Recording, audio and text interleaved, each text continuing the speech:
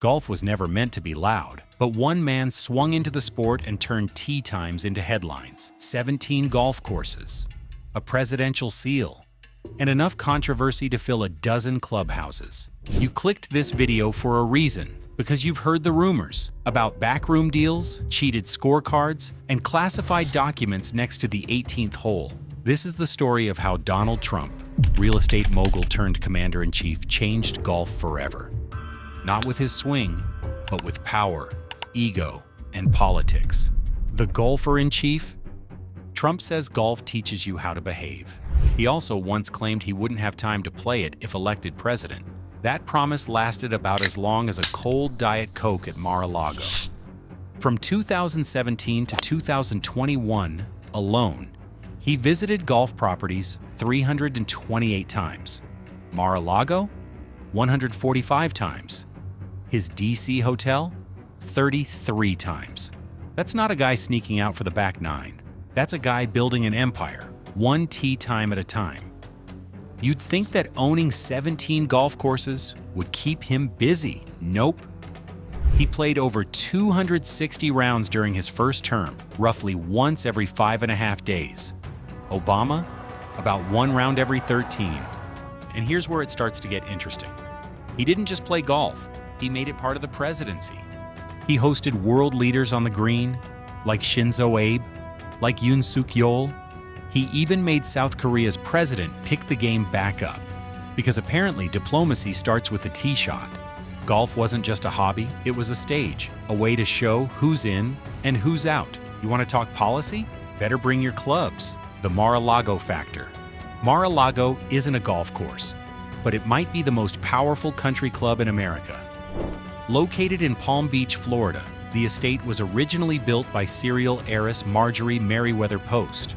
Trump bought it in 1985 for about $10 million after suing Palm Beach County over zoning issues. Classic Trump move. It became his palace, and later his winter White House. Official meetings happened there, fundraisers, photo ops, even international negotiations. But what most people forget is this: golf always hovered in the background. Trump didn't just relax in Palm Beach. He hit the fairways at nearby Trump International Golf Club, West Palm Beach. It's where the optics mattered. Golf was the handshake. The handshake was the deal. And behind those handshakes, $5 million sit-downs with CEOs, $1 million candlelight dinners with lobbyists, all under the vague banner of campaign fundraising. Where did all that money go? To a super PAC, Make America Great Again, Inc., that spent over $450 million on his campaign. That same PAC was expected to help fund his presidential library. And here's the kicker. It all happened while taxpayers were unknowingly covering the security detail, the Air Force One flights, and hotel stays at Trump's own properties. So yeah, it wasn't just political theater. It was profitable. When golf meets scandal, golf has rules, etiquette, scorecards. But this was something else. In 2022, the FBI raided Mar-A-Lago. The reason? Classified documents stashed in unsecured areas, some reportedly next to pool equipment. Let me tell you something, you can't stash nuclear secrets in a broom closet and call it a mulligan. But that's exactly what happened. And while the media focused on espionage, something else went underreported. Golf was again the backdrop. Trump had spent weekends golfing while the world speculated about stolen state secrets. A game of 9 holes, followed by a briefing on nuclear codes, allegedly. At the same time, his other golf courses like Bedminster and Doral were hosting LIV golf events. You know, the Saudi-backed tour that made headlines for paying out hundreds of millions and shaking up the PGA. Critics said Trump was laundering his image. Fans said it was just good business. Either way, it blurred the lines between politics, international diplomacy, and golf. One more thing, it wasn't just about LIV. Trump claimed he'd won 18 club championships. Problem is, some of them reportedly happened on days he wasn't even in the same state. One of them, 600 miles away from the actual event. His response? Oh well, that was due to the tariffs. Seriously though. He even got caught tossing a competitor's ball into a bunker during a celebrity game with Mike Tirico. His caddy confessed. You know that perfect approach Tirico hit? Trump walked up and chucked it into the sand. That's not golf. That's gamesmanship straight out of a mob movie. The PGA War and LIV love affair. The PGA once cozied up to Trump. He had the money, the land, the luxury, so they gave him their golden seal, a 2022 PGA Championship scheduled at Trump National Golf Club Bedminster. Then January 6th happened. And just like that, the PGA pulled the plug. In their words, hosting the tournament there would be detrimental to the PGA brand. Trump said this is a breach of contract. They can't just pull out, but they did. And that was the beginning of the divorce. So when LIV Golf came knocking, with Saudi cash and a chip on their shoulder, Trump opened the gates. Trump National Doral in Miami and Bedminster both hosted LIV events. Big names showed up. Bigger checks were cut.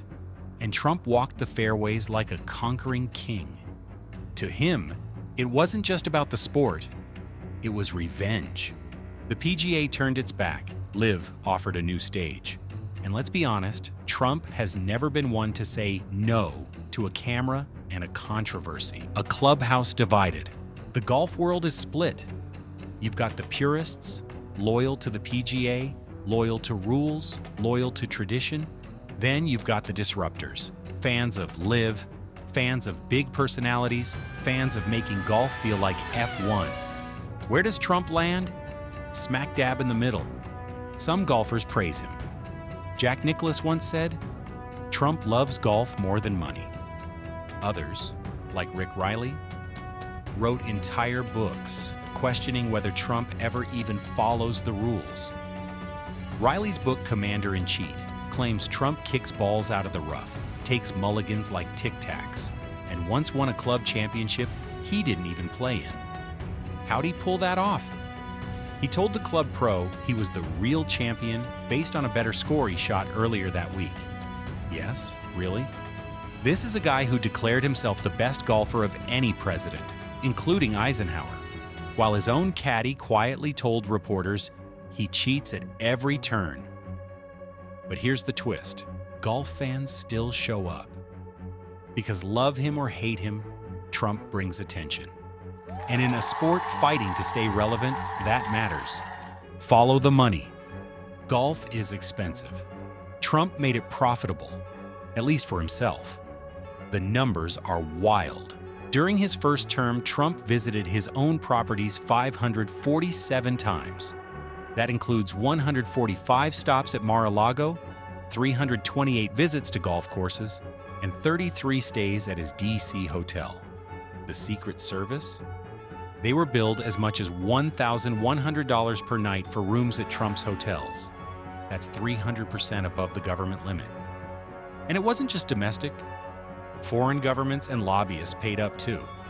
According to Crew, Trump's businesses raked in $13.6 million from foreign entities during his presidency. Some called it a clear violation of the Emoluments Clause. Trump called it business as usual.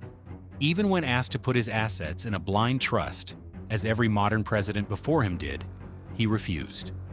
He handed things off to his sons and kept collecting. Let me tell you something. When a sitting president is billing the American taxpayer to stay at his own resort, that's not just unethical. That's downright money laundering. Legacy written in scorecards. So what's Trump's real golf legacy? Is he a lover of the game? Or just someone who figured out how to milk it? Depends on who you ask. Some say he's elevated golf's status, that he made it cool, political, headline-worthy, that he turned golf into a stage for diplomacy, deals, and dominance. Others say he cheapened it.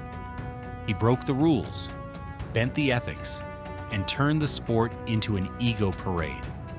There's something deeply ironic about a sport built on honor being forever tied to a man accused of breaking every rule in the book.